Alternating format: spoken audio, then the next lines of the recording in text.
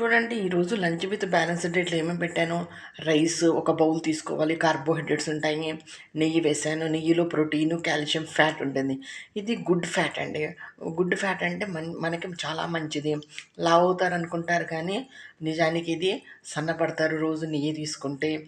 తర్వాత పెద్దవాళ్ళకి మధుమరుపు వ్యాధి రాకుండా ఇది కాపాడుతుంది. పిల్లల్లో మేధస్సు పెరుగుతుంది కాబట్టి నెయ్యి తీసుకోవాలి. పెరుగులో కాల్షియం, ప్రోటీన్, ఇది ప్రోబయోటిక్ గట్ హెల్త్కి చాలా మంచిది. పిల్లలకి మజ్జిగ రూపంలో కానీ పెరుగు రూపంలో కానీ ఇవ్వండి. ఇది దొండకాయ రోటి పచ్చడి. దొండకాయ పచ్చిమిర్చి ఉంది కాబట్టి A vitamin, C vitamin, fibre ఉంటుంది. చికెన్లో ప్రోటీన్ ఉంటుంది. ఈ ప్రోటీన్ బాడీ బిల్డింగ్కి చాలా అవసరము.